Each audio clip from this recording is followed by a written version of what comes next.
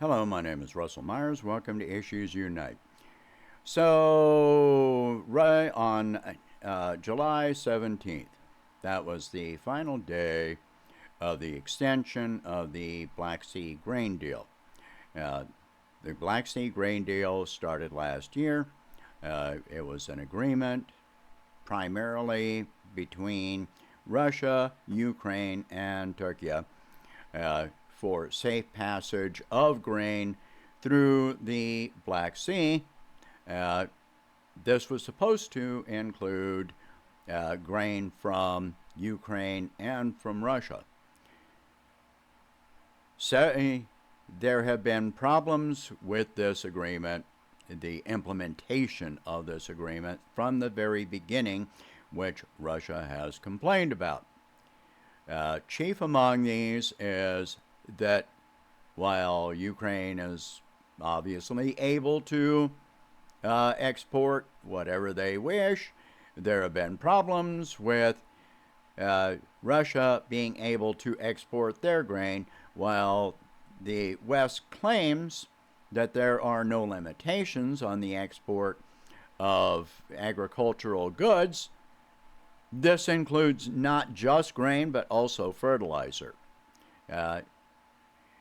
So there have been problems with Russia being able to, because the West has imposed restrictions on insurance on ships, so that these ships will not ship. They will not transport the Russian grain or fertilizer.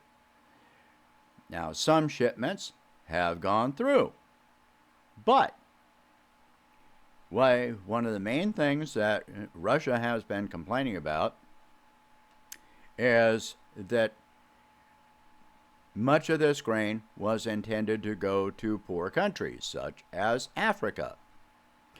Only a fraction of that grain, I believe it's only about 3%, that was supposed to go to Africa, has made it there. Instead, it has all gone to wealthier Western countries, primarily Europe. So, and Europe has been using some of that to turn it into alcohol, ethanol for fuel. In addition, there have been payment problems with the payment system, with Russia being removed from the SWIFT system and Western countries refusing to pay for the grain in rubles. So they started trying to implement some workaround for that issue, and that issue only, within the last, say, 2 or 3 weeks. But it still never got completed. The grain deal was only supposed to be, I think, 90 days originally, and Russia has extended it 3 times, which brings us up to today. And finally, Russia said, if you don't fix the problems, we are not going to continue this. Now, other problems that have been involved have been with the ship inspections. There has been an extensive delay on any Russian ships. Meanwhile, Ukrainian ships are just passed through, and Russia has hard evidence that many of the ships that have been entering the port of Odessa have been transporting weapons into Ukraine, which goes against the agreement. So, Russia has exited the grain deal. In the last couple of days, what has happened, and I was going to make a video on this a few days ago by just stating a few things that have now happened already. So, first of all, Ukraine has attempted to attack Crimea with missiles, Storm Shadow missiles that were given to Ukraine by the UK. Most of those missiles were shut down, but a few did get through. A very large ammunition depot was destroyed. The Ukrainians also damaged one part of the Crimean Bridge, the Kerch Strait Bridge. But remember, there are two parts to that bridge, one going each way, 2 lanes each direction. So one side, just like last year, one side was damaged. Some people are saying destroyed, but no, it was actually just the upper portion that was that was destroyed. Last year, it didn't take long for Russia to replace that part. The pylons that support the bridge are still intact. And the other side of the bridge also remains intact. So it is still a viable route for transportation. This is not the only route of transportation in and out of Crimea anyway. So, that was a useless attack. Ukraine has tried attacking ships, Russian ships in the Black Sea, and those attacks have all been defeated. So what I was going to say that has already happened is that Ukraine has already turned to Turkey and probably other countries to ask them to provide security for the Ukrainian ships entering and leaving the Black Sea. Turkey has refused. Number one, why would Turkey refuse? Number one, they're not going to get paid for this. If they do get paid for this, it's going to make the grain more expensive anyway. But no, they don't get paid for this. Number two, Turkey is part of NATO. They cannot get directly involved in providing security with no agreement with Russia. That would mean that NATO got directly involved in the conflict. Welcome to World War III. So, Turkey has said no. Any other NATO country is most likely going to say no for those same reasons. All right, so what is the effect of this going to be? Russia has been using shadow shipping, that some ships that will, ship, they will transport grain in spite of the insurance restrictions.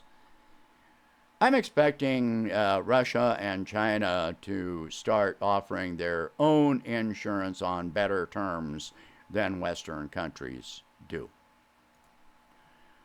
So, at this point, Russia has destroyed the port of Odessa and a number of military targets around the city of Odessa. Last night or the night before, the time difference is an issue here when you say last night. Last night, our time, I guess. Russia attacked with missiles, numerous missiles and drones, attacking the port facilities, and it's wiped out. It is, non-functional at this point. So even if it remained intact, and then there are other smaller ports, but Odessa is the main one. Even if they try this, Russia does have the right, without this agreement, to attack any ships that they even suspect are transporting military equipment. They can block the port. They can block exit from the Black Sea to even civilian grain traffic. That they have already also bombed Snake Island, destroying the Ukrainian military facilities there. So from this point, what is going to happen is that the price, first of all, the price of grain and anything involved with grain, that is wheat, rapeseed, sunflower seed, sunflower oil, and a number of other commodities. These are all going to skyrocket in price in the near future. Ukraine can still export via land route, rail, road, etc. This does increase the cost and the time, because one ship can transport, dozens, hundreds of rail cars worth of grain. How many trucks or rail cars are you going to need? If a ship can carry 100 rail cars worth of grain, you're going to need 100 rail cars to be able to transport it. But then you got another problem. Europe and Ukraine have a shortage of diesel fuel. So there's another problem to be dealt with. But what is most important, by the way, with all of that, consider the fact that all the products that are made from these things, just wheat alone, you're talking about alcohol, medical alcohol primarily, but many other things. The price of a loaf, you can expect the price of a loaf of bread to go up. Yes, the West can export more, but just like with oil, the more they export to Europe and other countries, the higher the domestic price goes up. All of these things are going to go up in price. So expect your grocery bill to go higher now. In addition, hunger, starvation, famine. This has been a major issue that Russia has focused on, but the West ignores. You don't hear about it in Western media. They're not going to talk about this on the news.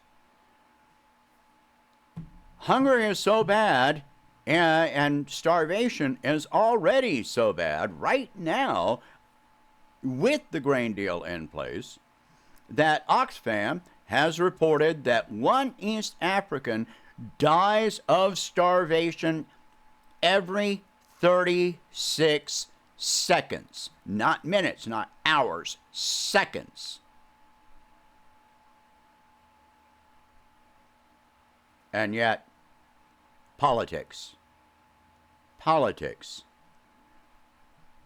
Let's crush Russia's economy, which isn't happening. And the past year, in the past 12 months, Russian inflation has been at 3.4%.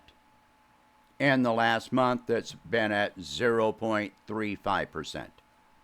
Compare that to our inflation.